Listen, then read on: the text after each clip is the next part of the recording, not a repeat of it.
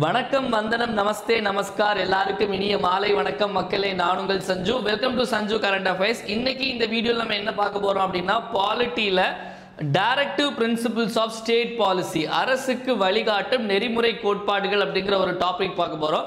So இந்த topic DPSP அப்படின்னு சொல்லுவோம். இந்த டாபிக் பொறுத்த வரைக்கும் கண்டிப்பா டிஎன்பிஎஸ்சியில் வந்து 2 கொஸ்டினாவது இந்த செக்ஷன்ல இருந்து இல்லாம கேள்வி இருக்காது. குறைஞ்சது 2 கொஸ்டின் இருக்கும். சப்போஸ் நீங்க வந்து குரூப் 1 எக்ஸாம்ல நமக்கு ஆல்ரெடி 40 கொஸ்டின் வரும். அதுல கட்டாயம் ஒரு 4க்கும் மேற்பட 4 to 5 கொஸ்டின்ஸ்க்கு மேல இந்த டாபிக்ல இருக்கும். நீங்க குரூப் 2 குரூப் 4 ப்ரிப்பேர் பண்றவங்க இருந்தீங்கன்னா நமக்கு 15 மார்க் பாலிட்டியில இருந்து வரும் பட்சத்தில் இதுல கண்டிப்பா ஒரு 2 கேள்வியா வரும். ஸோ இப்போ இந்த டாபிக் பொறுத்த வரைக்கும் நம்ம என்னெல்லாம் பார்க்க போறோம் அப்படிங்கிறத ஒரு வாட்டி சொல்லிடுறேன். இப்போ அதுக்கப்புறம் உள்ள போகலாம். முதல்ல இந்த டிபிஎஸ்பி அப்படின்னா என்ன, இது வந்து எதன் அடிப்படையில் இது உருவாக்கப்பட்டது, இது எந்த பகுதியில் இருக்கு நம்மளுடைய கான்ஸ்டியூஷன்ல, இது சம்பந்தப்பட்ட ஆர்டிகிள் என்னென்னலாம் அப்படின்னு பார்க்க போறோம். நம்ம இதை எங்கிருந்து எடுத்திருக்கோம், இதை பத்தி பல தலைவர்கள் என்னென்ன சொல்லியிருக்காங்க, அதற்கப்புறம் இதனுடைய ஃபீச்சர் சிறப்பு அம்சங்கள் என்ன, அடுத்தது இதில் உள்ள ஒவ்வொரு ஆர்டிகிளையும் நம்ம வந்து டீட்டெயிலாக நம்ம வந்து பார்க்க போகிறோம். அதுக்கப்புறம் இந்த டிபிஎஸ்பி அப்படிங்கிறத அமெண்ட் பண்ணியிருக்காங்களா, சீர்திருத்தம் பண்ணியிருக்காங்களா, திருத்தம் பண்ணியிருக்காங்களான்னு கேட்டால் எத்தனை வாட்டி பண்ணியிருக்காங்க, அந்த திருத்தங்கள் மூலமாக வந்து புதுசாக உள்ள கொண்டு வந்த அரசு வழிகாட்டும் நெறிமுறை கோட்பாடுகள் என்னென்ன, அதற்கு அடுத்து இது சம்பந்தமான வழக்குகள், இது சம்பந்தமான சட்டங்கள் என்ன, இதுதான் நம்ம ஃபுல்லா பார்க்க போறோம். இந்த ஒவ்வொரு டாபிக்கா சொன்னேன், இதுல இருந்தா நமக்கு கொஸ்டின் வரப்போகுது.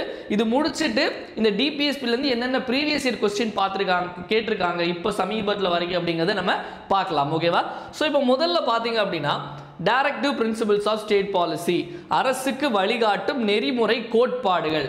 ஸோ இதில் நமக்கு அந்த பேர்லேயே நமக்கு வந்து நம்ம கெஸ் பண்ணிடலாம் என்ன அப்படின்னு. அரசுக்கு வழிகாட்டக்கூடிய நெறிமுறை கோட்பாடுகள், அதாவது இப்போ ஃபண்டமெண்டல் ரைட்ஸ் அப்படின்னு ஒன்று இருக்கு, அடிப்படை உரிமைகள். ஸோ அடிப்படை உரிமைன்னு ஒன்று இப்போ அந்த அடிப்படை உரிமையில் ஒரு சிம்பிளா ஒரு ப்ரொவிஷன் வைக்கிறாங்கன்னு வச்சுக்கோங்களேன். அதாவது ஆண்களுக்கும் பெண்களுக்கும் சம வேலைக்கு சம ஊதியம் கொடுக்கணும் அப்படின்னு ஒரு லைன், ஒரு ஆர்டிகிள் அதில் வந்து ஃபண்டமெண்டல் ரைட்ஸ்ல வைக்கிறாங்க அப்படின்னா கண்டிப்பா எல்லா ஆண்களுக்கும் பெண்களுக்கும் சம வேலைக்கு சம ஊதியம், equal pay for men and women அப்படிங்கிறது கொடுத்தாகணும். ஆனால் அந்த மாதிரி சில விஷயங்கள்லாம் அவங்களால கவர்மெண்டால கொடுக்க முடியாது. ஸோ அந்த கவர்மெண்டால கொடுக்க முடியாது, ஆனால் அதெல்லாம் முக்கியமான விஷயங்களா இருக்கும், மக்கள் நலன் சார்ந்த விஷயமா இருக்கும், பீப்புள் வெல்ஃபேர் சார்ந்த விஷயமா இருக்கும். ஸோ அதனால வந்து அதை உரிமையா வைக்காம அரசினுடைய கடமையா வைக்கிறாங்க. எப்படி நம்ம வந்து அடிப்படை கடமைகள் ஃபண்டமெண்டல் டியூட்டிஸ் வந்து நம்ம மனுஷங்களுக்கு, நம்ம இண்டிவிஜுவல் பீப்புளுக்கான சிட்டிசனுக்கானது, அதே மாதிரி இந்த டிபிஎஸ்பி அப்படிங்கிறது வந்து அரசினுடைய கடமைகள். இப்போ ஒரு சட்டம் இயற்றுறாங்க அப்படின்னா, ஒரு லா கொண்டு வராங்க அப்படின்னா, அப்போ இந்த இதுல இருக்கக்கூடிய ப்ரொவிஷன்லாம் வச்சு அவங்க சட்டம் இயற்றணும், இந்த மக்கள் நலன் சார்ந்த இந்த கைட்லைன்ஸ் விதிமுறைகளை வச்சு பண்ணணும். ஸோ அப்போ அதுதான் டிபிஎஸ்பி அப்படிங்கிறது. இந்த டிபிஎஸ்பி அரசுக்கு வழிகாட்டும் நெறிமுறை கோட்பாடுகள் எதன் அடிப்படையா வந்து உருவாக்கப்பட்டது அப்படின்னு பார்த்தீங்க அப்படின்னா, இன்ஸ்ட்ருமெண்ட் ஆஃப் இன்ஸ்ட்ரக்ஷன்ஸ் அப்படின்னு சொல்றாங்க. அதாவது இந்திய அரசு சட்டம் கவர்மெண்ட் ஆஃப் இந்தியா ஆக்ட் 1935ல வழிகாட்டுதல் கோட்பாடுகள் இன்ஸ்ட்ருமெண்ட் ஆஃப் இன்ஸ்ட்ரக்ஷன்ஸ் ஒன்று இருந்து அதன் அடிப்படையில் உருவாக்கப்பட்டது தான் வந்து இந்த டிபிஎஸ்பி. இது ஒரு கேள்வி. இந்த கேள்வியும் நிறைய வாட்டி நமக்கு டிஎன்பிஎஸ்சியில் கேட்டிருக்காங்க. இது எங்க இருந்து, இது எதை அடிப்படையாக கொண்டது அப்படின்னு சொல்லிட்டு, இதை எதை பேஸ் பண்ணி உருவாக்குனாங்க அப்படின்னா instrument of instruction government of India 1935 அப்படிங்கிறது. இப்போ இதை நம்ம எங்க இருந்து எடுத்துருக்கோம், இது அடிப்படை, இது வந்து பேஸ். ஓகேவா? இதை நம்ம எங்க இருந்து நம்ம காப்பி பண்ணியிருக்கோம், எங்க இருந்து இன்ஸ்பயர் பண்ணி இதை அப்படியே எடுத்திருக்கோம் அப்படின்னா அயர்லாண்டினுடைய கான்ஸ்டியூஷன்ல இருந்து. அப்போ டிபிஎஸ்பியை வந்து எதுல இருந்து அப்படியே நம்ம சுட்டிருக்கோம், அப்படியே இல்லை, நம்ம அந்த மாடல் நம்ம அப்படியே எங்கிருந்து எடுத்திருக்கோம் அப்படின்னா அயர்லாண்டினுடைய அரசியல் அமைப்புல இருந்து நம்ம அவங்கிட்ட இருந்து எடுத்திருக்கோம். அவன் யார்கிட்ட இருந்து எடுத்திருக்கான் அப்படின்னா அவனே ஸ்பெயின் நாட்டுல இருந்து எடுத்திருக்கான். ஸ்பெயின் உருவாக்கியிருக்கான், அவன்கிட்ட இருந்து அயர்லாந்து எடுத்திருக்கான், அயர்லாந்து நம்ம எடுத்துக்கிட்டோம். ஸோ இது எங்க இருந்து எடுத்தாங்கன்னு கேட்டால் அயர்லாந்தினுடைய அரசியலமைப்புல இருந்து. இது ஒரு கேள்வி. அதுக்கு அடுத்தது இப்போ வந்துடலாம். அப்போ இந்த டிபிஎஸ்பி அப்படிங்கிறது எதை அடிப்படையாக கொண்டது, எங்க இருந்து எடுத்தாச்சு அப்படின்னு பார்த்தாச்சு. அடுத்தது நம்மளுடைய அரசியல் அமைப்புல இந்தியன் கான்ஸ்டியூஷன்ல இது எங்க இருக்கு அப்படின்னா பார்ட் பகுதி 4ல் இருக்கு. நான் சொல்ற இதில் போட்டிருக்க ஒவ்வொரு பாக்ஸும் ஒவ்வொரு கேள்வி டிஎன்பிசியில் ஒரு முறை 2 முறை இல்லை பல முறைகள் கேட்கப்பட்ட கேள்வி. ஓகேவா?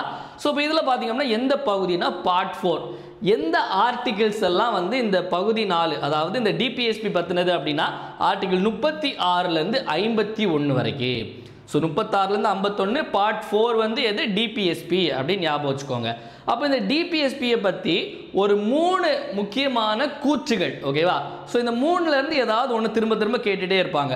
முதல்ல நம்மளுடைய அம்பேத்கர் அவர்கள் என்ன சொல்லியிருக்காரு, அதாவது இந்த டிபிஎஸ்பி, நான் இந்த டிபிஎஸ்பின்னு சொல்கிறேன் அப்படின்னா இதுதான் நான் டிபிஎஸ்பின்னு சொல்கிறேன். இப்போ டிபிஎஸ்பி அப்படிங்கிறது நம்ம இந்திய அரசியலமைப்புடைய நாவல் ஃபீச்சர்ஸ். அப்போ நாவல் ஃபீச்சர்ஸ், அதாவது novel features of the Indian constitution அப்படின்னு அம்பேத்கர் எதை சொல்கிறாரு அப்படின்னு கேட்டாங்கன்னா இதை தான் சொல்கிறாங்க. இல்லை இந்த டிபிஎஸ்பி வந்து நம்ம இந்திய அரசியலமைப்பினுடைய நாவல் ஃபீச்சர்ஸ், நாவல் அம்சங்கள்னு யார் சொன்னாங்கன்னு கேட்டால் அம்பேத்கர். அப்படி கேட்டாலும் இப்படி ஆன்சர் போடணும், இப்படி கேட்டாலும் அப்படி ஆன்சர் போடணும். அடுத்தது நம்ம இந்திய அரசியலமைப்பினுடைய மனசாட்சி தான் இந்த டிபிஎஸ்பி, அதாவது கான்சைன்ஸ், அதாவது the conscience of the constitution is DPSP அப்படின்னு சொன்னது யார் அப்படின்னா கிரான்வில் ஆஸ்டின் அவர்கள். அதே மாதிரி இந்த டிபிஎஸ்பி அப்படிங்கிறது நம்மளுடைய கான்ஸ்டியூஷனுக்கு வந்து ஒரு லைஃப் கிவிங் ப்ரொவிஷன்ஸ், உயிரளிக்கக்கூடிய விதிகள் அப்படின்னு யார் சொன்னாங்க அப்படின்னா எல்எம் சிங்வி. அப்போ 3 பேர் சொல்லியிருக்காங்க. என்னென்ன சொல்லியிருக்காங்க அப்படின்னா அம்பேத்கர் வந்து இது என்ன சொல்லியிருக்காரு, நாவல் ஃபீச்சர்ஸ், நாவல் அம்சங்கள் அப்படிங்கிறது. கிரான்வில் ஆஸ்டின் என்ன சொல்லியிருக்காரு, மனசாட்சி, கான்சைன்ஸ் அப்படின்னு. அதே மாதிரி நமக்கு வந்து எல்எம் சிங்வி என்ன சொல்லியிருக்காரு, லைஃப் கிவிங் ப்ரொவிஷன்ஸ், உயிரளிக்கும் விதிகள் அப்படின்னு. அப்போ யார் சொன்னாங்கன்னு கேட்டாலும் 3 சொன்னாலும் நீங்கள் கரெக்டாக எழுதிடுவீங்கல்ல.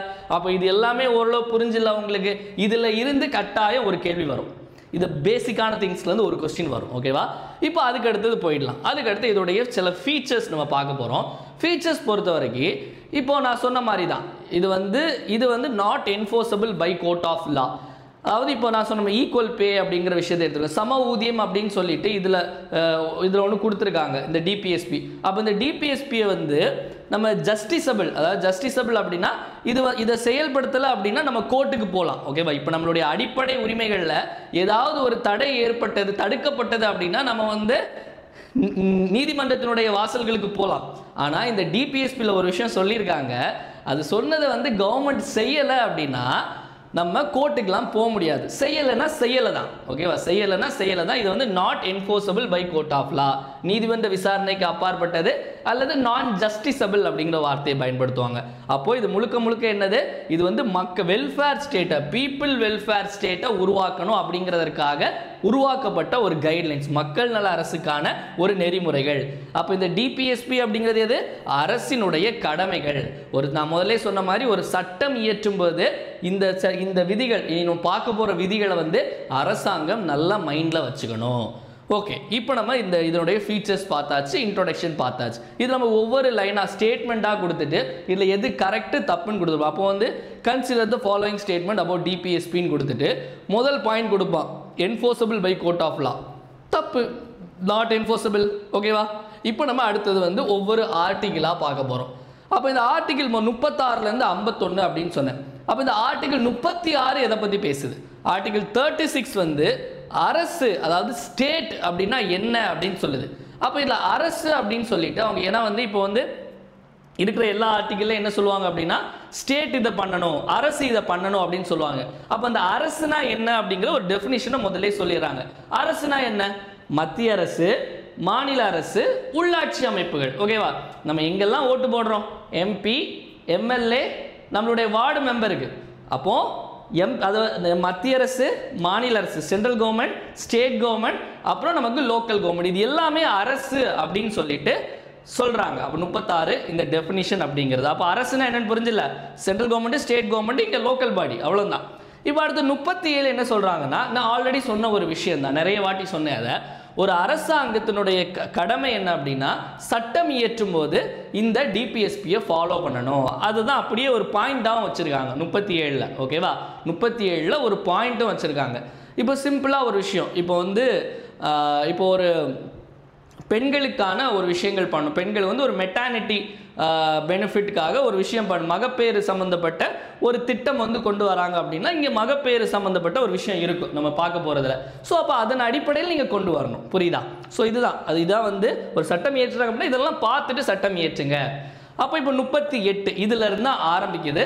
அப்போ அரசாங்கம் என்ன சட்டம் இயற்றினாலும் இதில் இருந்து அந்த 51 வரைக்கும் எல்லாத்தையும் பாருங்கள். இதன் அடிப்படையாக வச்சு இதை ஒரு நெறிமுறையாக வச்சு கைட்லைன்ஸாக வச்சு சட்டம் இயற்றுங்கன்னு சொல்கிறாங்க. 38 என்ன சொல்லுது அப்படின்னா மக்கள் நலனை மேம்படுத்தணும், ப்ரோமோட் வெல்ஃபேர் ஆஃப் பீப்புள் அப்படின்னு சொல்கிறாங்க. அது மட்டும் இல்லாமல் இதில் ரெண்டாவதாக ஒரு point minimise inequalities in income, ஏற்றத்தாழ்வுகளை குறைத்தல். அதாவது வந்து இது இன்கமில் மட்டும் இல்லை, இப்போ வந்து இன்கமாக இருக்கலாம், ஸ்டேட்டஸாக இருக்கலாம், ஆப்பர்ச்சுனிட்டியாக இருக்கலாம். ஓகேவா? So minimise inequalities in income, status, opportunity. அதாவது நமக்கு ஊதியம், அதாவது நம்ம இன்கம், அதாவது நமக்கு வருமானம், நம்மளுடைய தகுதி, ஸ்டேட்டஸு, வாய்ப்புகள், இது எல்லாத்துலேயும் இருக்கக்கூடிய ஏற்றத்தாழ்வுகளை குறைக்கணும் அப்படின்னு சொல்கிறது 38. அப்போ உங்களுக்கு புரியுதா? இப்போ ஒரு அரசாங்கம் ஒரு சட்டம் இயற்றணும் அப்படின்னா அது இந்த ஏற்றத்தாழ்வுகளை குறைக்கிறதற்கான ஒரு சட்டமாக இருக்கணும். ஒரு சட்டம் இது சம்மந்தப்பட்டமாக இயற்றுறாங்க அப்படின்னா இந்த இன்இக்வாலிட்டிஸை கம்மி பண்ணணும். ஓகேவா? அதாவது ஒரு அம்பானி அதானிக்கும் ஒரு சாதாரண மனுஷன், அதுக்குன்னு வந்து எல்லாரும் அம்பானி அதானியாக வேண்டாம், எல்லாரும் கீழே இருக்கக்கூடியவங்களா ஆக வேண்டாம். ஓகேவா? நான் சொல்ல பொருளாதார அடிப்படையில் எல்லாருமே வந்து ஒரு சின்ன ரொம்ப பெரிய கேப்பாக இருக்கக்கூடாது அப்படின்னு சொல்லிட்டு நான் சொல்லலை, இந்திய அரசியலமைப்பில் சொல்கிறாங்க. அப்போ உங்களுக்கு இந்த பாயிண்ட் இதெல்லாம் வந்து கீவேர்ட்ஸ். ஓகேவா? ஸோ வெல்ஃபேர் ஆஃப் பீப்புள் அப்படின்னு கொடுத்தாலே 38, மினிமைஸ் இன்இக்வாலிட்டிஸ் ஏற்றத்தாழ்வுகளை குறைத்தல் கொடுத்தாலே 38. இப்போ அடுத்து 39 வரலாம். ஸோ 39 நான் அடுத்த பேஜில் வச்சுக்கேன். 39ல் நிறைய செக்ஷன் இருக்குது, ஒரு 7 செக்ஷன் இருக்குது. ஓகேவா? ABCDEF 6 இருக்குது. ஸோ இப்போ அது வந்து தனி, ஏன்னா அது வந்து நமக்கு கன்ஃபியூஸ் பண்ணுற மாதிரி கேட்பாங்க. இப்போ நம்ம 39A பார்த்துடலாம். 39A வந்து அடிக்கடி நிறைய வாட்டி கேட்கக்கூடிய கேள்வி. இதில் வந்து எதை பற்றி பேசுகிறாங்க அப்படின்னா free legal eight and equal justice, இலவச சட்ட உதவி அண்ட் சமநீதி வழங்குதல். இப்போ எத்தனை பேருக்கு தெரியும் தெரியல. இப்போ வந்து ஒரு கோர்ட்டில் வந்து ஒரு கேஸ் நம்ம போனோம் அப்படின்னா லாயர் ஃபீஸ் இந்த மாதிரிலாம் நிறைய விஷயங்கள் இருக்குது. ஆனால் அப்படி வந்து உங்களால் லாயர் வச்சு வாதாட முடியல அப்படின்னா நம்ம கவர்மெண்ட் சார்பிலே வந்து இலவச சட்ட உதவி அப்படிங்கிறது இருக்குது. ஸோ இலவச சட்ட உதவிக்காகவே ஒரு சட்டம் இயற்றியிருக்காங்க. அப்போ புரியுதா? அப்போ அந்த சட்டம் வந்து எதன் அடிப்படையில் இயற்றப்பட்டது அப்படின்னா இந்த 39 இலவச சட்ட உதவி, அதே மாதிரி எல்லாருக்கும் சம நீதி வழங்கணும் அப்படின்னு சொல்லிட்டு இந்த மாதிரி இதில் இருக்கக்கூடிய ஒவ்வொன்றையும் வந்து அவங்க சில சட்டம் மூலமாக வந்து இயற்றி அதை வந்து ஒரு நடைமுறைப்படுத்துவாங்க. ஓகேவா? இது அடிக்கடி கேட்கக்கூடிய free legal eight and equal justice, இலவச சட்ட உதவி மற்றும் சமநீதி வழங்குதல் பற்றி பேசக்கூடிய ஆர்டிகல் எது, சட்டப்பிரிவு எது, அல்லது சரத்து எது அப்படின்னு கேட்டாங்கன்னா 39A. இப்போ அப்படியே அடுத்தது வந்துருக்கலாம். 39ல் இந்த ஒரு 6 விஷயங்கள் இருக்கு. இதை வந்து மேட்ச் த ஃபாலோயிங்ல நம்ம கேட்கலாம். 39A என்ன சொல்லுது அப்படின்னா மக்களுடைய அடிப்படை தேவைகளை வந்து அரசாங்கம் பூர்த்தி செய்ய வேண்டும். அடிப்படை தேவைகள்லாம் என்ன? அதாவது உண்ண உணவு, உடுக்க உடை, இருக்க இடம். ஓகேவா? இது எல்லாத்தையும் வந்து ஒரு அரசாங்கம் வந்து என்ன பண்ணும் அப்படின்னா இதை வந்து பூர்த்தி செய்யணும். ஏன்னா அது அரசாங்கத்துடைய கடமை. ஓகேவா? ட்ரெஸ்ஸு, ஃபுட்டு, கிளாத்ஸு, இதான் நம்மளுடைய அடிக்வேட் மீன்ஸ் ஆஃப் லைவ்லிஹுட். ஓகேவா? அப்போ அடிப்படை தேவைகளை அரசாங்கம் பூர்த்தி செய்யணும். அப்போ அரசு அப்படின்னு சொல்லும்போது இதில் எது அரசுன்னு சொல்லி என்ன பார்த்தோம்? 36ல் என்னன்னு பார்த்தோம்? அரசுங்கிறது இதை மத்திய அரசும் செய்யணும், மாநில அரசும் செய்யணும், நம்மளுடைய லோக்கல் அரசும் செய்யணும். ஓகேவா? அடுத்து 39B எதை பற்றி சொல்லுது அப்படின்னா equitable distribution of material resources, அதாவது வள ஆதாரங்கள் எல்லாத்தையும் வந்து சமமாக பிரித்து கொடுக்கணும் அப்படின்னு. இதெல்லாம் வந்து ரியாலிட்டியில் வந்து நடக்காத விஷயம். ஓகேவா? அதாவது இருக்கக்கூடிய பொருள்களை வந்து எப்படி வந்து எல்லா மக்களுக்கும் சமமாக பிரித்து கொடுக்க முடியும்? ஸோ அது வந்து ரியாலிட்டிக்கு அப்பாற்பட, பட் இவன் நடந்தால் நல்லா இருக்கும்ல. ஸோ அதனால் ஒரு நாள் இது இப்படி ஏதாவது கொண்டு வரணும் அப்படின்னா இதிலே இருக்குது, நாங்கள் இதை வச்சு தான் நாங்கள் சட்டம் கொண்டு வரோம் அப்படின்னு சொல்லிட்டு சொல்லலாம். ஓகே? இப்போ வந்து திடீர்னு சட்டம் கொண்டு வராங்க, அதாவது எல்லாத்துலையும் எல்லாருக்கிட்டே இருக்கக்கூடிய பணத்தையும் வாங்கி எல்லாருக்கும் நாங்கள் ஈக்குவலாக பிரித்து கொடுக்க போகிறோம் அப்படின்னு சொன்னால் எப்படி இருக்கும்? ஸோ அப்படி சொன்னால் நிறைய பேர் யாராவது கேஸ் போடுறாங்க அப்படின்னா நாங்கள் இதன் அடிப்படையில் தான் நாங்கள் உருவாக்கணும், வெல்ஃபேர் ஆஃப் த ஸ்டேட் அடிப்படையில் அப்படின்னு. நெக்ஸ்ட் பார்த்தீங்க அப்படின்னா 39C எதை பற்றி பேசுகிறோம்னா prevention of concentration of wealth, அதாவது ஒரே இடத்துல வந்து எல்லா வளங்களும் வந்து குவியறதை தடுக்கணும். அதாவது இது எதை சொல்கிறாங்க அப்படின்னா ஒரே இடத்துல, அதாவது பார்த்தீங்கன்னா ஒரே இடத்துல ஒருத்தன் இருக்கான், அவங்ககிட்டே எல்லா பணமும் போகிறத வந்து தடுக்கணும் அப்படின்னு சொல்கிறாங்க. Prevention of concentration of wealth. அப்போ இந்தியான்னு சொன்னோடனே பணக்காரன்னு சொன்னோன்னே எல்லாருக்கும் என்ன ஞாபகம் வருது? அம்பானி, அதானி. ஸோ அவங்ககிட்ட எல்லா பணமும் குவியுது. அப்படி குவியறதை வந்து நீங்கள் கொஞ்சமாவது தடுக்கணும் அப்படின்னு சொல்லிட்டு 39C சொல்கிறாங்க. அடுத்தது 39D. 39D நான் வந்து எக்ஸாம்பிளுக்கு சொன்ன விஷயங்கள் தான் முதல்லையே. Equal pay for equal work, அதாவது வந்து ஆண் பெண் இருவருக்கும் வந்து ஒரு வேலையை செய்கிறாங்க. இப்போ சிம்பிளாக ஒரு வேலையை எடுத்துக்கலாமே. இப்போ கவர்மெண்ட் வேலைக்கு நம்ம போக வேண்டாம். இப்போ கவர்மெண்ட் வேலை, ஸோ ஐடி வேலையெல்லாம் வந்து ஈக்குவலான சேலரி தான் கொடுக்குறாங்க. பட் இதை தாண்டி இருக்கிறது தான் வந்து பெரும்பான்மை மக்கள். அதாவது இப்போ ஒரு கன்ஸ்ட்ரக்ஷன் வேலை எடுத்துக்கலாமே. இப்போ ஒரு கட்டுமான தொழிலில் போனீங்க அப்படின்னா ஒரு சித்தாள் வேலைக்கு வந்து ஒரு ஆணும் ஒரு பெண்ணும் போகிறாங்க அப்படின்னா 2 பேருக்கும் சம ஊதியமாக கிடையாது. ஓகேவா? நம்ம ஊரில் அன்ஆர்கனைஸ்டு ஒர்க்கர்ஸ் தான் அதிகம். ஸோ அப்போ வந்து எல்லாருக்குமே வந்து சம ஊதியம் அப்படிங்க. சிம்பிளாக இதை எடுத்துக்கோங்களேன். நம்மளுடைய இந்தியன் கிரிக்கெட் டீமில் கூட வந்து இவ்வளோ நாள் வரைக்கும் என்ன பண்ணுறாங்க அப்படின்னா, அதாவது விராட் கோலிக்கும் ஸ்மிருதி மந்தனாக்கும் ஒரே சேலரி கிடையாது. ஸோ இந்த மாதிரி தான் இருக்குது. ஓகேவா? ஸோ இது வந்து 39D. 39E என்ன சொல்லுது அப்படின்னா health and strength of workers, அதாவது தொழிலாளர்கள் உடைய அந்த நலன் பற்றி பேசக்கூடியது. அதே மாதிரி குழந்தைகளை வந்து எந்த ஒரு அபியூஸுக்கும் ஆளாக்கக்கூடாது அப்படின்னு சொல்லுது. எல்லாமே வந்து மாநிலத்தினுடைய, அதாவது ஒரு அரசாங்கத்தினுடைய கடமை அப்படின்னு. 39F என்ன சொல்லுது அப்படின்னா ஆப்பர்ச்சுனிட்டிஸ், அதாவது வந்து நமக்கு வந்து குழந்தைகளை நலமான முறையில் வளர்ப்பதற்கான ஒரு வாய்ப்புகளை வந்து அரசாங்கம் ஏற்படுத்தி கொடுக்கணும். ஓகேவா? இப்போ ஒரு குழந்தையை நான் நல்லா வளர்க்கணும் அப்படின்னா அதுக்கேற்ற உணவு அந்த இடங்கள்ல இருக்கணும். இப்போ அதுக்கான கல்வி வழங்குறதுக்கு அந்த இடத்துல ஒரு ஸ்கூல் இருக்கணும். இந்த மாதிரி அந்த வாய்ப்புகளை வந்து அரசாங்கம் ஏற்படுத்தி கொடுக்கணும். அப்போ opportunities for the development of children, healthy development of the children. அப்போ இதுதான் 39ABCDEF. ஸோ இதை வந்து உங்களுக்கு டைரெக்டாக ஆர்டிகிள் கொடுத்து என்ன இது ஆர்டிகிளை கொடுத்துட்டு இது ஏயா பியா சியா டியா எஃப்ஆன்னு கேட்கலாம், இல்லை மேட்ச் த ஃபாலோயிங்கில் உங்களுக்கு கேட்கலாம். ஓகேவா? இப்போ அடுத்தது போயிடலாம். 40 எதை பற்றி பேசுது அப்படின்னா வில்லேஜ் பஞ்சாயத்ஸ். அதாவது காந்தி வந்து என்ன சொல்லியிருப்பாரு, அதாவது இந்தியா வந்து கிராமங்களில் தான் வாழுது. இந்தியாவில் வந்து கிராமங்கள் தான் அதிகம். ஓகேவா? அப்போது அந்த கிராமங்கள் அப்படின்னு சொல்லும்போது அங்கே, அதாவது உள்ளதுலேயே முக்கியமான ஒரு இப்போ நம்ம 3 கவர்மெண்ட்டுன்னு பேசணும். அந்த 3 கவர்மெண்ட்லேயும் வந்து நம்ம பவர்ஃபுல்லானது அப்படின்னு நம்ம என்ன சொல்லலாம், நம்ம வந்து சென்ட்ரல் கவர்மெண்ட் உள்ளே பவர்ஃபுல்லானது சொல்லலாம். ஆனால் மக்களுடைய அடிப்படை தேவைகளை பூர்த்தி செய்கிறது வந்து லோக்கல் பாடி தான், உள்ளாட்சி அமைப்புகள். உள்ளாட்சி அமைப்புகள்னா என்னென்னா இப்போ கிராம பஞ்சாயத்து இந்த மாதிரிப்பட்ட விஷயங்கள் தான் நமக்கு வந்து உள்ளாட்சி அமைப்பு. அது மாதிரி வில்லேஜ் பஞ்சாயத்ஸ் அப்படிங்கிறத வந்து ஆர்கனைஸ் பண்ணணும். ஏன்னா நமக்கு தெரியும், உங்களுக்கு நம்மளுடைய இந்திய அரசியல் அமைப்பு உருவாகும் போது இந்த வில்லேஜ் பஞ்சாயத்ஸ் நமக்கு வந்து இந்த உள்ளாட்சி அமைப்புகள் அப்படின்னு ஒன்று கிடையாது. 73வது கான்ஸ்டியூஷன் அமெண்ட்மெண்ட் ஆக்ட்ல தான் இதெல்லாம் வந்துச்சு. ஸோ அப்போ அதை எதன் அடிப்படையில் கொண்டு வந்தாங்க? 40. ஓகேவா? இந்த 40 அடிப்படையில் தான் அதை கொண்டு வந்தாங்க. ஓகேவா? புரியுதா? நெக்ஸ்ட் 41 எதை பற்றி பேசுது அப்படின்னா, நான் எந்த ஒரு வேலையும் செய்யணும், எந்த ஒரு வேலையும் நான் நினச்ச வேலையை செய்யணும், நான் நினச்ச படிப்பை படிக்கிறதற்கு அரசாங்கம் வந்து வழிவகை செய்யணும். ஓகேவா? ரைட் டு ஒர்க், அதுக்கான உரிமை எனக்கு கொடுக்கணும் அப்படின்னு. அதாவது right to work, right to education பற்றி பேசுகிறது வந்து 41. அது மட்டும் இல்லாமல் இதில் இன்னொரு விஷயம் என்ன சொல்கிறாங்க அப்படின்னா, இப்போ வேலை இல்லாமல் இருக்கிறவங்க, அன்எம்ப்ளாய்ட் பர்சன்ஸாக இருக்கட்டும், இல்லை வயதானவர்களாக இருக்கட்டும், இல்லை வந்து நமக்கு வந்து மாற்றுத்திறனாளிகளாக இருக்கட்டும், இவங்க எல்லாருக்கும் அரசு தேவையான நல உதவியை செய்யணும்.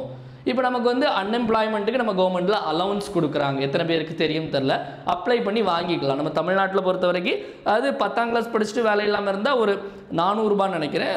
12ஆம் கிளாஸ் படித்தா 600 சம்திங், அது எனக்கு கரெக்டாக தெரில, நோட் பண்ண வேண்டாம். அது மாற்றிக்கிட்டு இருப்பாங்க அப்பப்போ. 1000 ருபீஸ்க்கு உள்ளதான். ஓகேவா? அதே மாதிரி முதியோர் பென்ஷன் 1500 ரூபா கொடுக்குறாங்க.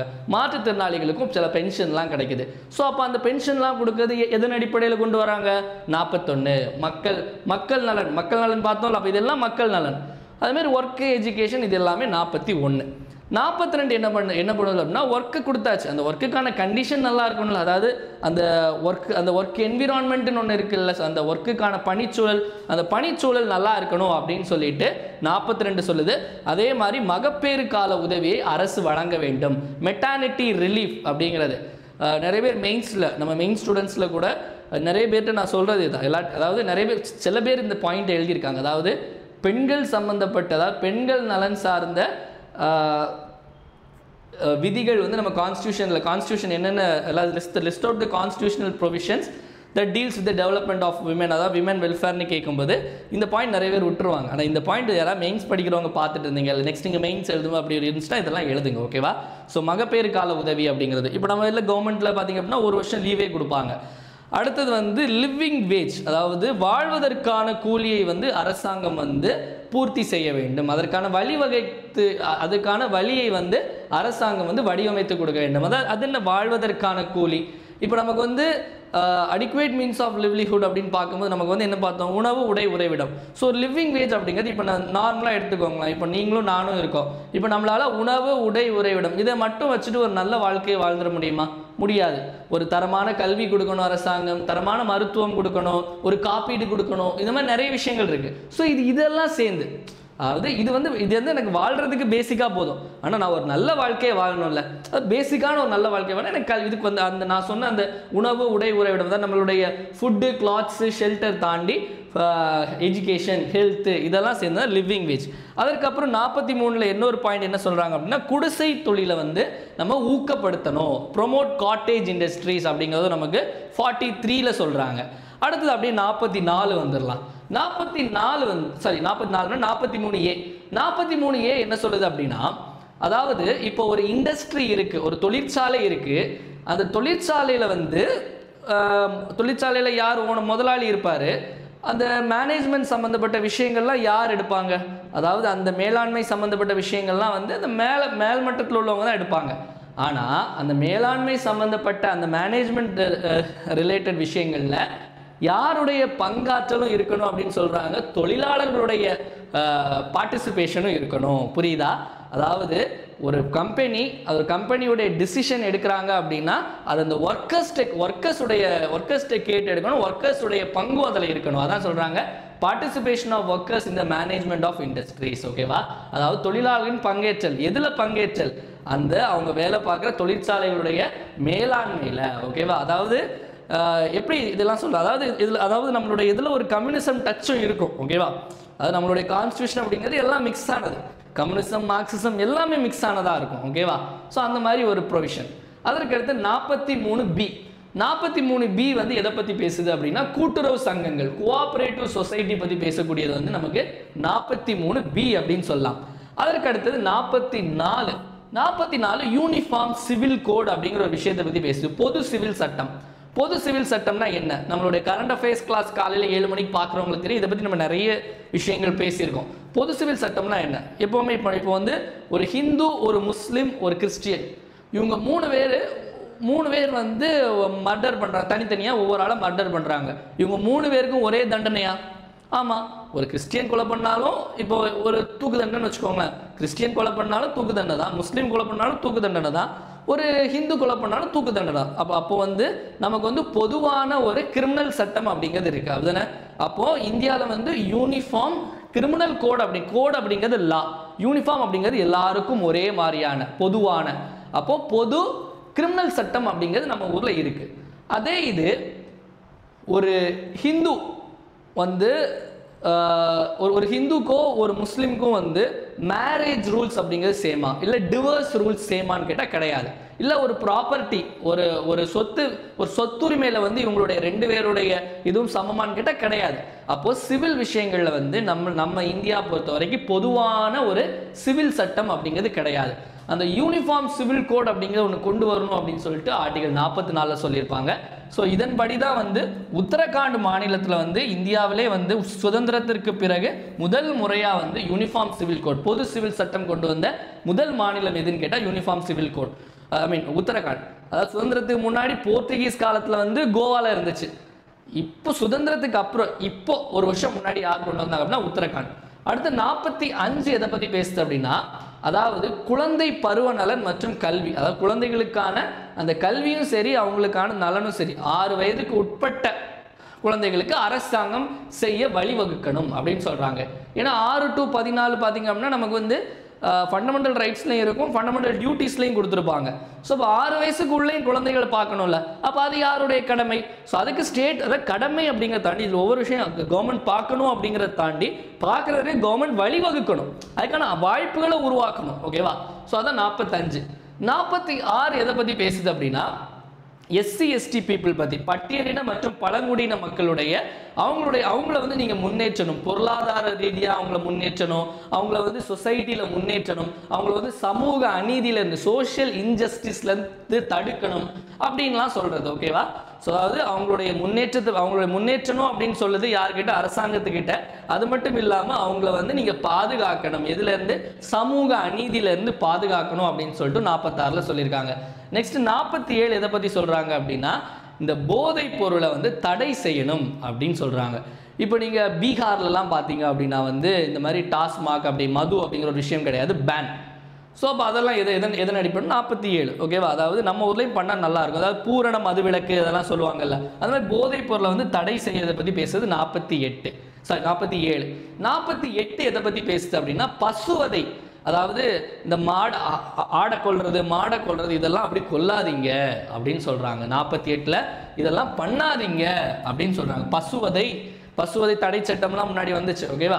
ஸோ ஸ்லாட்டர் ஆஃப் கவுஸ் இல்லை, கவு கோட்டு எதை நீங்கள் கொல்லாதீங்க இப்படின்னு சொல்கிறது 48 ஓகேவா. 48 நெக்ஸ்ட் 48A ஒன்று நம்ம டக்குன்னு நினைக்கலாம், இதை பார்க்க வந்து ஏதோ பிஜேபி கவர்மெண்ட் ஆட் பண்ண ப்ரொவிஷனாக இருக்கும் அப்படின்னு. ஒரு விஷயம் நல்லா தெரிஞ்சுக்கோங்க, எப்போவுமே இப்போ உள்ள அரசியல் மட்டும் நம்ம பார்க்கக்கூடாது. இதை கொண்டு வந்தது வந்து பார்த்தீங்க அப்படின்னா அம்பேத்கரோடைய பீரியடில், இது அம்பேத்கர் கொண்டு வந்தார் அப்படின்னு சொல்லலை ஓகேவா. இந்த பாட்டுக்கு இது அதாவது முன்னாடி ஒரு காலம் வரைக்கும் காங்கிரஸை வந்து எப்படி சொல்லுவாங்க அப்படின்னா Congress is a party of Hindus அப்படின்னு சொல்லுவாங்க. ஹிந்துஸ் அப்படிங்கிறத தாண்டி Congress is a party of Brahmins அப்படின்னு சொல்லுவாங்க. அதாவது யார் ஆளுங்கட்சியாக இருந்தாலும் இந்த மாதிரி தான் வந்து ஒரு இது இருக்கும். இது வந்து காங்கிரஸ் பீரியடில் கொண்டு வந்தது. இது நான் சொல்ல நிறைய பேர் வந்து நிறைய ஃபாரின் ஆத்தர்ஸே வந்து எழுதியிருக்காங்க. உடனே நான் பிஜேபி சப்போர்ட்டர்லாம் நினைக்காதீங்க, ஜஸ்ட் சொல்கிறேன் ஒரு விஷயம், நம்ம வந்து டீட்டெயிலாக எல்லாமே பேசணும். அடுத்து 48A வந்து சுற்றுச்சூழலை பாதுகாக்கணும், காடுகளை பாதுகாக்கணும், விலங்குகளை பாதுகாக்கணும், இந்த மாதிரி போட்டதெல்லாம் 48A. 49 எதை பற்றி சொல்லுது அப்படின்னா தேசிய நினைவு சின்னங்கள், அதாவது ஹிஸ்டாரிக்கல் இம்பார்ட்டன்ஸ் உடைய மானுமெண்ட்ஸாக இருக்கட்டும், இடங்களாக இருக்கட்டும், அதே மாதிரி அது சம்மந்தப்பட்ட பொருட்கள், அதாவது நம்மளுடைய தேசிய நினைவு சின்னங்கள், தேசிய நினைவு இடங்கள், பொருட்கள், இது எல்லாத்தையும் வந்து பாதுகாக்கணும். யார்? அரசாங்கம் பாதுகாக்கணும் அப்படின்னு சொல்கிறாங்க. ஏன்னா வந்து அதை அப்படியே விட்டுருவாங்க, அது மெயின்டெனன்ஸ் இல்லாமல் அந்த பில்டிங்கே அப்படி ஒரு மாதிரி இடிஞ்சு போய் ஆகிடும். அதெல்லாம் நீங்கள் பாதுகாக்கணும் அப்படின்னு சொல்லிட்டாங்க. அதே மாதிரி நீதித்துறையில் இருந்து, அதாவது நிர்வாகத்துறையிலேருந்து நீதித்துறை பிரிக்கணும் அப்படின்னு. முன்னாடி நிர்வாகத்துறையும் நீதித்துறையும் ஒன்றா தான் இருந்துச்சு. எக்ஸிக்யூட்டிவ்லேருந்து ஜுடிஷியரியை பிரிக்கணும் அப்படின்னு சொல்கிறாங்க. அதாவது ஏன் அப்படின்னா இப்போ எந்த ஒரு பிரச்சனைனாலும் நமக்கு வந்து லாஸ்ட்டில் ஒரு ஒளி விளக்காக தெரிகிறது என்ன அப்படின்னா கோர்ட்டு. இப்போ இந்த கோர்ட்டும் இந்த நிர்வாகமும் ஒன்றா இருந்துச்சு அப்படின்னா எப்படி ஒன்றா இருக்க முடியும்? இதில் நிர்வாகம் எக்ஸிக்யூட்டிவ் அப்படிங்கிறது யார் அப்படின்னா பிஎம், அதாவது பிரதமர் ப்ளஸ் அமைச்சர்கள், சீஃப் மினிஸ்டர் ப்ளஸ் அமைச்சர்கள், இவங்க 2 பேரும் ஒன்றா இருந்தாங்கன்னா எப்படி இருக்கும்? இப்போ இந்த கரூர் சம்மந்தத்திலே இப்போ இந்த கரூர் விஷயத்துலேயே பார்த்தீங்க அப்படின்னா நம்ம கவர்மெண்ட் வந்து தனியாக ஒரு ஆணையம் அமைச்சாங்க, அது வந்து நிறைய இதெல்லாம் சொன்னாங்க. ஆனால் இப்போ வந்து சுப்ரீம் கோர்ட் போகும்போது சுப்ரீம் கோர்ட் வந்து அந்த ஆணையத்தை கலைச்சிட்டாங்க. ஒரு செக் அண்ட் பேலன்ஸ் அப்படிங்கிறது இருக்கணும். நான் சும்மா எக்ஸாம்பிளுக்கு சொல்கிறேன், பட் ஒரு செக் அண்ட் பேலன்ஸ் அப்படிங்கிறது இருக்கணும். அதான் 50. 51 வந்து சர்வதேச அமைதி பாதுகாப்பு எல்லாம் மெயின்டைன் பண்ணணும், ப்ரொமோட் பண்ணணும், இன்டர்நேஷ்னல் பீஸ் அண்ட் செக்யூரிட்டி. இது வந்து அப்போது இந்த 36லேருந்து 51 வரைக்கும் நம்ம பார்த்தது வந்து ஓகே டிபிஎஸ்பி அப்படிங்கிறது ஓகேவா.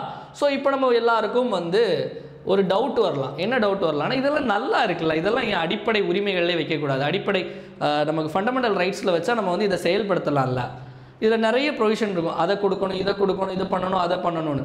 நம்ம இந்தியா சுதந்திரம் கிடைக்கும்போது நமக்கு வந்து அந்த அளவுக்கு நம்ம வந்து இப்பவும் பெரிய பணக்கார நாடுலாம் இல்லை, அப்போ ரொம்ப ஏழை நாடு ஓகேவா. அப்போ வந்து நம்மக்கிட்ட எதுவும் பண்ணுறதுக்கான இது இருக்காது. ஸோ அதனால் அப்போ அதை சட்டங்களில் அப்போ அதை வந்து ஒரு என்ஃபோர்ஸபிள் பை கோர்ட் ஆஃப் லான்னு வச்சுருந்து அது நிறைய பிரச்சனைகளை உண்டாக்கும். அதனால தான் இதெல்லாம் டிபிஎஸ்பின்னு வச்சுட்டாங்க. காலம் போகும்போது இதை ஒவ்வொன்றையாக வந்து ஃபண்டமெண்டல் ரைட்ஸில் வச்சாங்கன்னா நல்லாயிருக்கும். இப்போது இதை தாண்டி, அதாவது டிபிஎஸ்பியில் தாண்டி சில கோட்பாடுகளும் இருக்குது. அது என்னென்ன கோட்பாடுகள்? அதாவது டிபிஎஸ்பி இருக்குது, டிபிஎஸ்பியில் வந்து இந்த 36லேருந்து 51 வரைக்கும் இருக்குது கோட்பாடுகள் ஓகேவா. அதை தாண்டி இதுக்கு வெளியே இருக்கக்கூடிய அரசுக்கு வழிகாட்டும் நெறிமுறை கோட்பாடுகள்னு சொல்லிட்டு ஒரு 3 கோட்பாடுகள் இருக்குது. ஆர்டிகிள் 355 பார்த்தீங்க அப்படின்னா இப்போ ஒரு பணி நியமனங்கள், இப்போ வந்து ஒரு வேலை இதெல்லாம் இருக்கும்போது அதில் பட்டியலின பழங்குடியின மக்களுக்கு அவங்களுக்குரிய பங்களிப்பு கொடுக்கணும். கிட்டத்தட்ட ரிசர்வேஷன் பற்றி பேசக்கூடிய விஷயம் தான் அந்த 335. அதாவது எஸ்சி எஸ்டி பீப்புளுக்கு ப்ராப்பரான அங்கீகாரம் கொடுக்கணும் அப்படின்னு.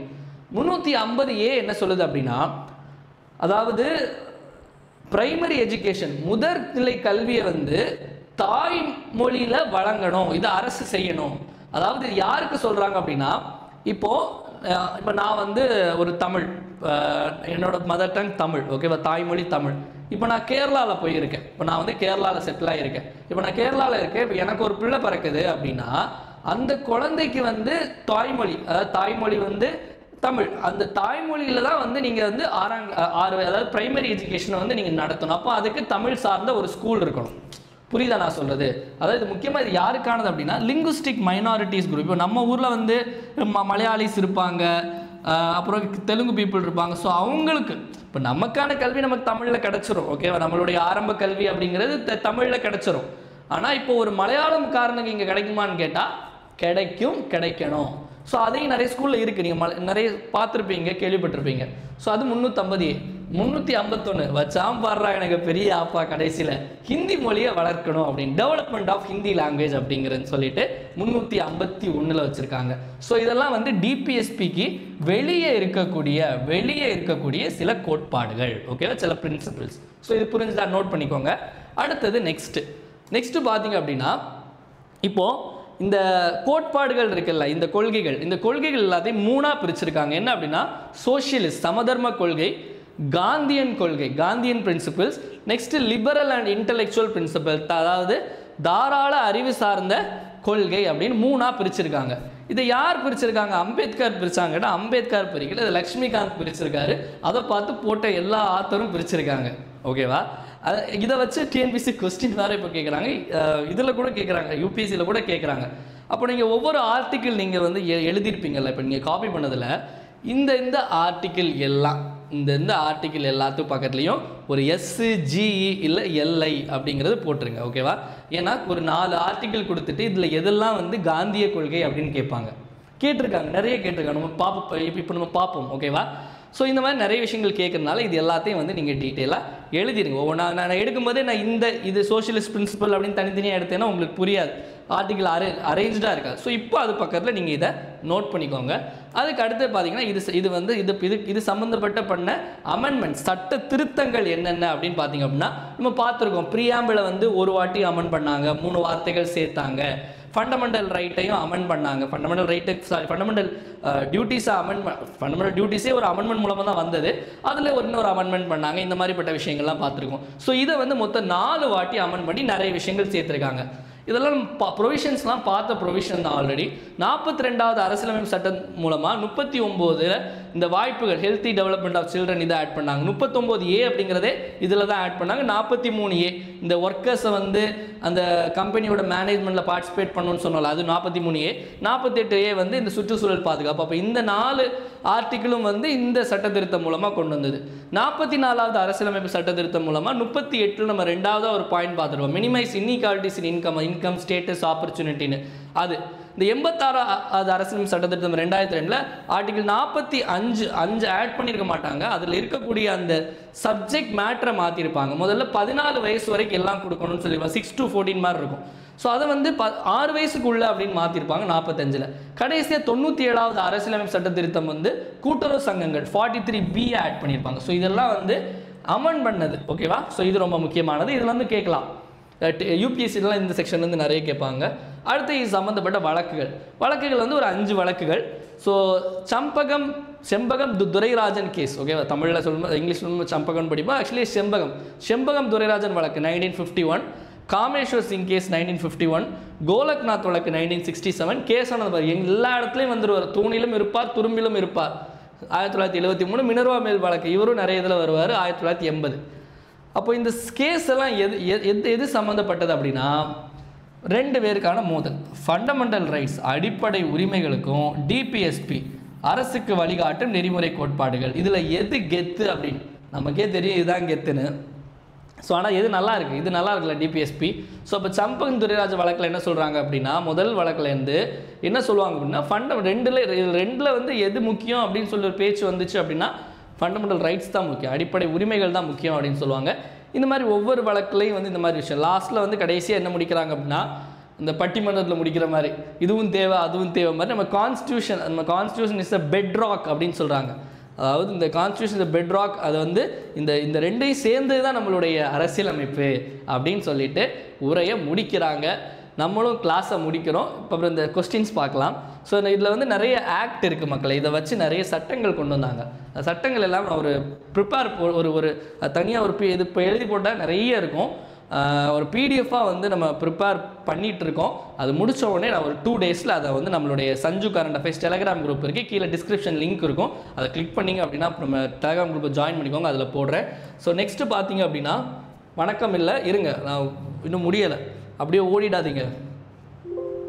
ஸோ இப்போ நெக்ஸ்ட் பார்த்தீங்க அப்படின்னா இந்த கொஸ்டின்ஸ், அதாவது டிபிஎஸ்பி சம்மந்தமாக கிட்டத்தட்ட கேட்ட கேள்விகள்லாம் நான் ஒரு 2-3 கொஸ்டின் மட்டும் நம்ம ப்ராக்டிஸ் பண்ணலாம். அதுக்கப்புறம் நான் உங்களுக்கு இதை கொடுத்துட்றேன், நம்ம டெலகிராம் குரூப்பில் போடுறேன், நீங்கள் ப்ராக்டிஸ் பண்ணிக்கோங்க. முதல் கேள்வி, which article of Indian constitution promotes international peace and security? இப்போ தான் பார்த்துட்டு வந்தோம், இந்த அரசியலமைப்பு சட்டப்பிரிவு பன்னாட்டு அமைதி மற்றும் பாதுகாப்பை ஊக்குவிக்கிறது அப்படின்னா என்ன ஆன்சரு? 51. அதுக்கடுத்து the directive principle of state policy resembles, அதாவது இந்திய அரசியலமைப்பு சாஸ்திரத்தின் வழிகாட்டு நெறிமுறைகள் தோற்றம் எதன் போல் இருக்கிறது அப்படின்னு கேட்குறாங்க. இன்ஸ்ட்ருமெண்ட் ஆஃப் இன்ஸ்ட்ரக்ஷன், அறிவுறுத்தல் செயற்கருவி, அதாவது ஒவ்வொரு டிரான்ஸ்லேஷன் கொடுப்பாங்க, நம்ம வந்து வழிகாட்டு கோட்பாடுகள்னு சொன்னோம், ஒவ்வொன்றும் ஒவ்வொரு மாதிரி இருக்கும். அதுக்கடுத்து பாருங்களேன், கம்பல்சரி எஜுகேஷன், இது எல்லாமே இந்த மாதிரி ஒவ்வொன்றா கொடுத்துருப்பாங்க, என்ன பகுதி. அடுத்து நான் சொன்ன மாதிரி இந்த match the 39B 39D 39A இந்த மாதிரிப்பட்ட விஷயங்கள், இந்த மாதிரி எல்லாமே கிட்டத்தட்ட ஒரு சமீபத்தில் கேட்ட கேள்வியிலேருந்து ஒரு 23 கேள்விகள் நான் கொடுத்துருக்கேன். ஓகேவா? இதை நீங்கள் ப்ராக்டிஸ் பண்ணி பாருங்கள், அதை படிச்சுட்டு அப்புறம் ப்ராக்டிஸ் பண்ணி பாருங்கள், சரியா? ஸோ நம்ம வீடியோவுடைய எண்டுக்கு வந்தாச்சு மக்களே. வீடியோ பிடிச்சிருந்தா மறக்காமல் லைக் பண்ணுங்கள், உங்கள் ஃப்ரெண்ட்ஸ் எல்லாருக்கும் ஷேர் பண்ணுங்கள். வீடியோ யூஸ்ஃபுல்லாக இருந்து நினச்சிங்க அப்படின்னா மறக்காமல் கமெண்ட் செக்ஷனில் வீடியோ எப்படி இருந்துச்சு அப்படிங்கிறத கமெண்ட் பண்ணுங்கள். ஏன்னா உங்களுடைய கமெண்ட்ஸ் தான் என்னுடைய பூஸ்ட்டு, போனிட்டா, ஹார்லிக்ஸ், மைலோ, காம்ப்ளான் எல்லாமே. அதனால் மறக்காமல் கமெண்ட் செக்ஷனில் கமெண்ட் பண்ணுங்கள். டெலகிராமில் போடுற குவிஸ் எல்லாம் அட்டன் பண்ணுங்கள் மக்களே. மீண்டும் நாளை காலையில் 7 மணி கரண்ட் அஃபேர்ஸ் கிளாஸ் சந்திப்போம். நன்றி, வணக்கம். இந்த நாள் இனிய நாளாக அமையட்டும். வாழ்க தமிழ், வளர்க தமிழ்நாடு.